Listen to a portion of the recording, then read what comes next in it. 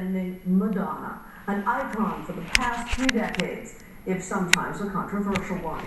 She is tiny in person, but her accomplishments are huge. She is quite simply the top-selling female recording artist of all time. You might think that would be quite enough.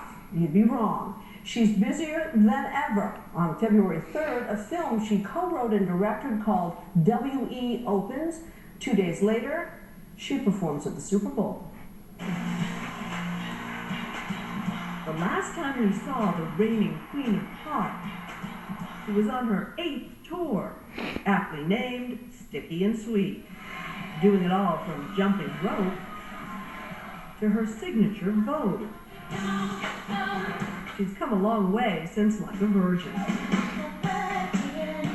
Now, the best-selling female rock artist of the 20th century is about to go on tour again and has just signed a new music deal reportedly worth $40 million. Are you buying lunch? That's what it says, $40 million. Nobody's handed me $40 million. I don't know about that. Looks good on paper.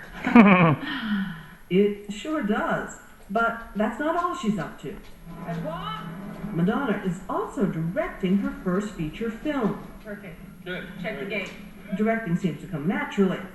She even directs us. You need to open it back. You want to light us?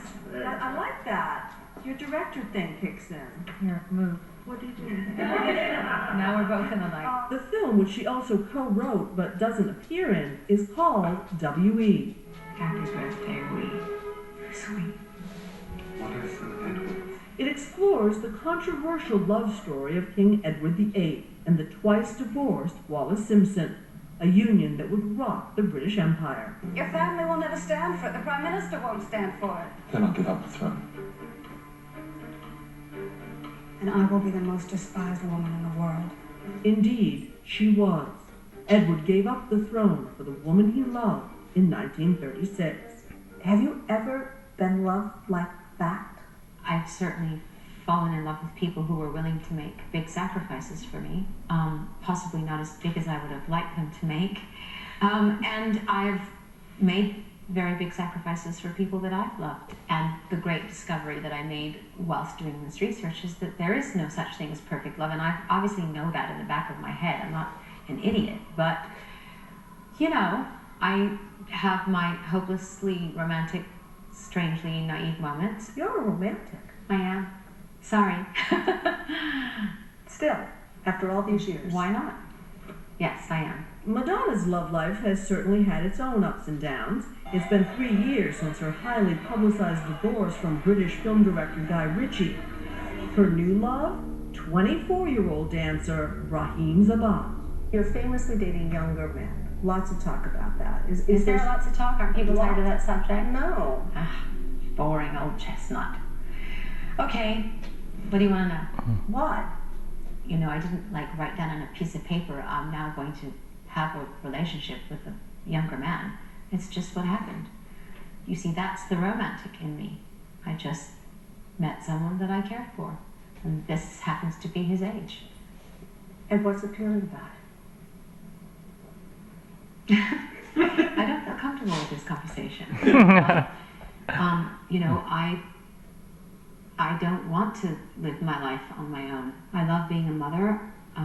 My children fill me up in many ways and inspire me in many ways, but I need a partner in life. I've never really lived a conventional life, so I think it's quite foolish for me or anyone else to start thinking that I'm going to start making conventional choices. So how are things going with her new beau? I'm the easy one. I believe you, millions won't. Are you the easy one? No, I don't know. I mean, I go home and I wash my face and I put on my sweatpants and I lay down on the bed and I say, oh, please rub my feet, and, you know, and he says, no, you rub my feet. So, you know, behind the curtain, I'm just like everybody else. Good. But she's also a master of controversy. The film dives right in, with sparks flying around whether the Duke and Duchess of Windsor were, as has been widely reported, Nazi sympathizers. Because you could have sidestepped the issue. I'm interested that you didn't. You didn't need to deal with that. I didn't, but I wanted to, because I think it was something that was a real shadow that they had to live under. That's a huge libelous accusation. But what about those pictures proving the couple did meet with Hitler in 1937? I do not believe they were Nazi sympathizers. He did have a meeting with Hitler, but so did a lot of heads of states, and that didn't make them a Nazi sympathizer. But I think people started to spin this tale and this yarn, and it was easy for a lot of people to put that label on them. Despite what our FBI may say in retrospect. Well, first of all, the FBI is notorious for lying. And second of all, there is actually no empirical evidence that can prove that they were Nazis or Nazi sympathizers. And you won't be able to give me any evidence. I promise you. Do you end up liking Laura Simpson? I love her.